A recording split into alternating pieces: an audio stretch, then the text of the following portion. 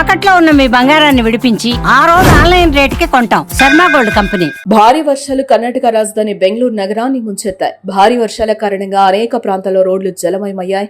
పలుచోట్ల traffic jam కావడంతో ప్రజలు తీవ్ర ఇబ్బందులు పడ్డారు. ఉరుములు మెరుపులతో కూడిన వర్షం పడడంతో చెట్లు నేలకూలాయి.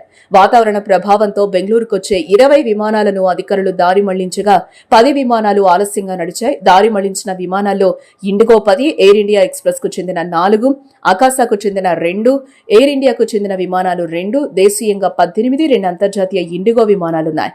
బెంగళూరులో ప్రతికూల వాతావరణం ఉండడంతో విమానాలపై ప్రభావం పడింది.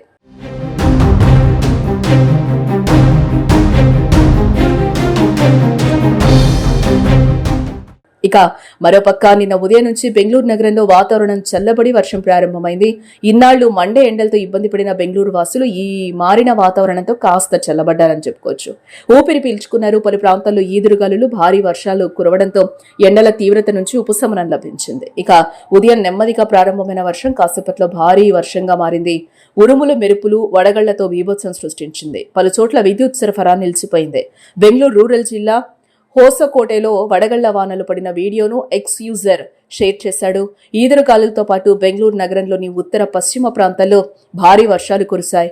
రాబోయే 2-3 రోజుల్లో నగరం అంతటా వర్షాలు కురిసే అవకాశం ఉందని వాతావరణ శాఖ తెలిపింది.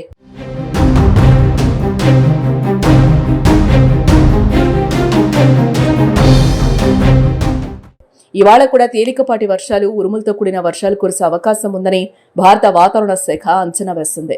మరోపక్క ఒడిశాలో కురిసిన భారీ వర్షాల కారణంగా పలు ఘటనలో 2 వ్యక్తులు మరణించగా 67 మందికి పైగా గాయపడ్డారు. మయూర్భంజ్ జిల్లాలో 600 పైగా ఇళ్లు తీవ్రంగా దెబ్బతిన్నట్టు అధికారులు తెలిపారు.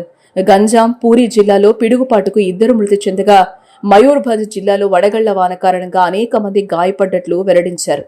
మయూర్భంజ్లోని 2 అత్యంత దెబ్బతిన్న బ్లాక్ లైన్ బిసోయి, బంగిర్పోసి బ్లాకుల్లో జిల్లా యంత్రాంగం సహాయ పునరావాస కార్యకలాపాలను ప్రారంభించింది.